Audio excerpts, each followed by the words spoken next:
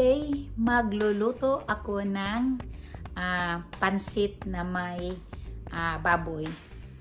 Ang gagamitin ko guys ay yung baboy na may taba para medyo masarap. So ito ang steps na ginagawa ko guys. So pag magluluto ako ng baboy kasi namimiss ko yung baboy, okay? So una, nagpainit ako ng kalaha.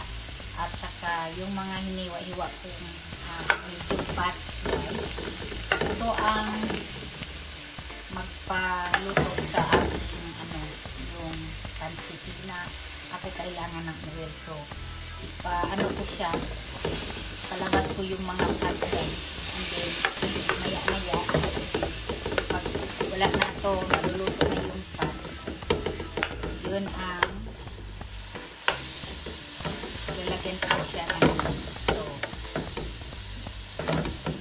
kukunin ko yung fats. Pag maluto na yung fats guys na lalabas na yung oil, yun ang iluluto ko rin, yung oil nito ang iluluto ko sa aking mga ingredients, onions, garlic, yun lang, at saka green onions ang ilalagay ko. So sa Bisaya, pakuksan muna nato ni para lalabas yung oil. At saka medium heat, inilagay ko siya para mamaya maluto na yan, parang crispy na siya. Ano ba yung tawag sa amin? So yun ang gagawin ko guys, pakuksan ko muna siya, pakuksan yung taba. So okay guys, so maya lagyan ko siya ng asin para medyo may lasa na yung meat mamaya. So yun guys, nilalagyan ko siya ng asin. Ayan lang siya guys. Haluin, pinalabas yung taba. Yan ang ginagawa namin sa humba guys, pinakuksan na ang taba ng baboy. Haluin palagi.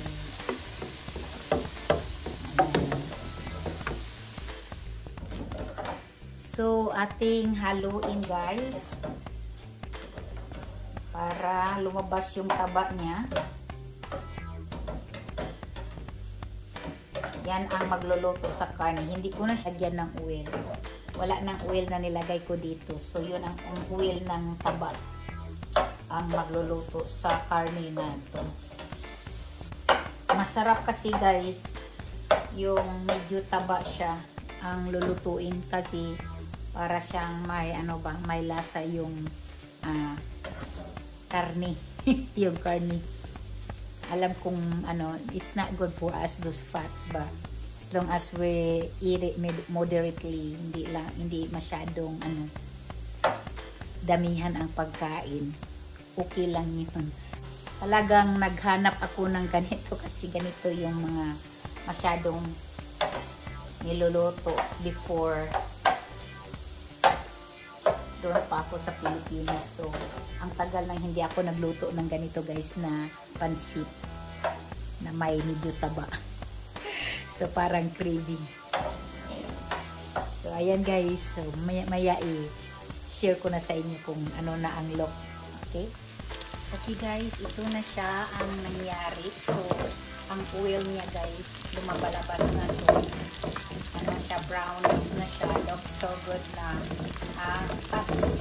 So, look crispy na talaga siya guys. So, ito ngayon, kukunin na natin siya dyan. Yung karne, ilagay natin sa plato para magluto na tayo ng ating mga panakot. Lutuin na natin yung garlic at saka onions na hiwa-hiwa. Okay, so yan guys. So, namalok.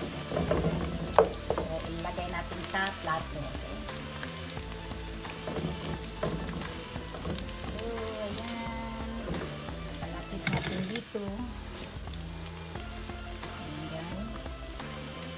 Ilagay natin dyan. So, mamaya ilagay natin siya pagka malapit na maluto yung yung pansit natin. Ayan. So, alam niyo guys, ang daming fats talaga. Super dami. Daming ang fats na na-produce sa karne na ito. Kasi, dami ng fats. Ayan.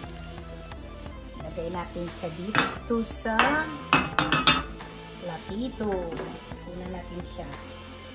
Kasi ang dami.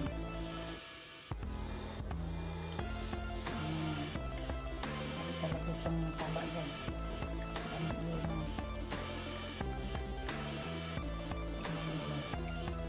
So ayan. Okay na to. Luto natin sa ating panakot. So kunin natin ating panakot. Ito ang ating panakot guys. May garlic, may onions. Ayan. So ilagay na natin yung garlic natin. Ayan. Yan, yan, yan. Ayan guys, ang dami ng fats, diba? So, yun ang magpapasarap sa ating pansit. Ayan.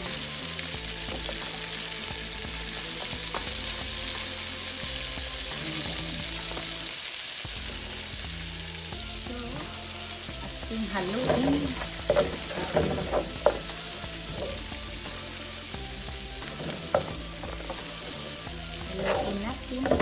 So yung yung dyan guys, yung parang brown, the word matanggal sa din nagpadagdag na sarap yung sa ating lutong pansit.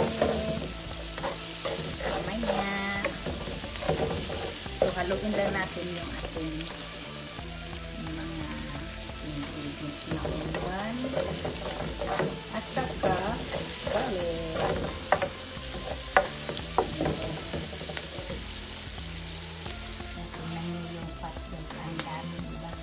So yan ang sikreto pag mga fats yung karne na iluluin natin. So depende din guys kung anong puta yan. Kunin natin yung mga fats. Ito, tanggalin siya ang fats. Okay guys, luto na yung may brown na yung panakot na to. Lagyan na natin ng tubig. Guys, lagyan natin ng tubig para magluto na tayo ng pansit. Pansit. Yun. So, lagyan natin yan guys. Ayan. Ang pansit ko guys, hindi ko na siya lagyan ng yung vegetables. So, plain lang siya pansit. Saka karneng baboy. Yun lang ang yun lang ang ilalagay ko sa pansit ko. Okay. So, pakuluan lang natin tong tubig na to. And then, ilalagay na natin yung pansit na natin. Ito ang pansit na gagamitin natin today. Pansit, super special pansit canton. So, hindi to siya sponsored guys ha. Walang sponsor dito. So, yan lang ang gagamitin ko today. I-try ko to kasi hindi ko pa siya na-try. Let's see if it's good. Alright. Pakuluan muna natin yung tubig natin dito para sa ating pansit. So, ayan na guys. Nag-boiled na yung natin, tubig. Kailangan timplahan na natin siya guys. Nilagyan ko siya ng 4 cubes is good guys. So, you put the 4 cubes there. So, timplahan na natin yung tubig natin na nakulo.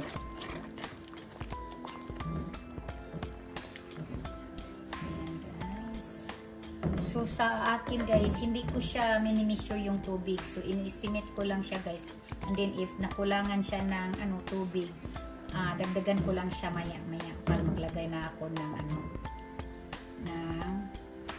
pansit. Okay, maglagay tayo ng soy sauce, guys. So, estimate ko lang yung soy sauce ko dyan. Since naglagay na ako ng nakalagay ako ng So, lagyan natin siya ng soy sauce. So, sa inyo na, guys, kung magtimpla kayo kung gaano ka rami ng asin or soy sauce ang ilalagay nyo. Depende yun sa taste nyo. So, iba kasi ang taste or gaano kaalat yung ilalagay natin, lalo na sa ating mga health, guys. So, sa akin, katamtaman lang talaga. So, tikman natin before natin ilagay yung yung pansit natin. Ayan, masarap na. Okay, guys, maglagay na tayo ng pansit. So, lagay na natin yung pansit natin.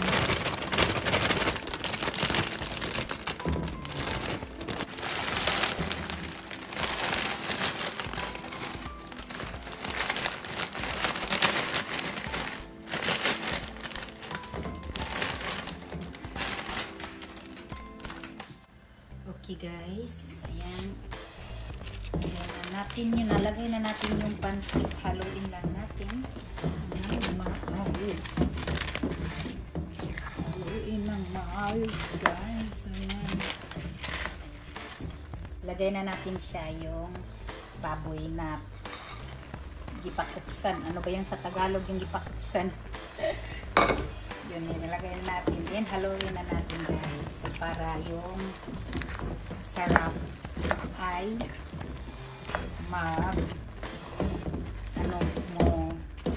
sunog doon sa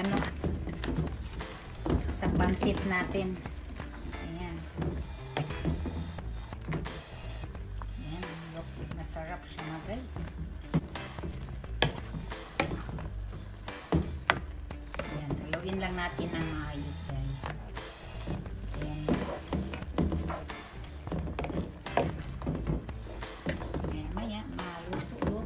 Siya mamaya, guys.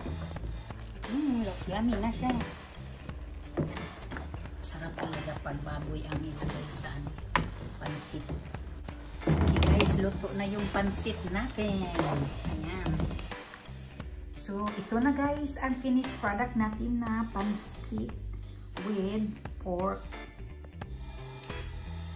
So, ayan. So, nilagyan ko siya on top ng green onions para dagdag sarap at saka beauty ng ating lutong Pinoy. So, simple ang luto natin pero masarap, guys. Okay, guys, tikman na natin yung ating lutong pansit. Ayan, guys. Look, masarap siya. So, ating tikman ang ating lutong Pinoy na style.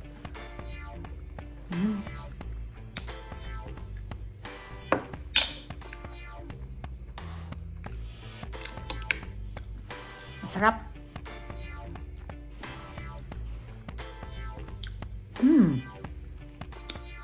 Masarap talaga siya. Hindi sa guys, ha. Masarap talaga resulta sa sa nilutong pansit ko, guys. Ayan.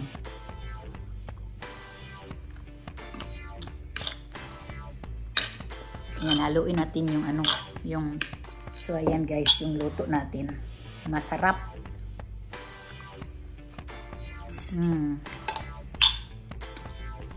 Sarap yung baboy.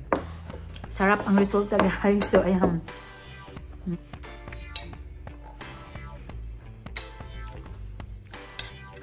So, ayan, guys.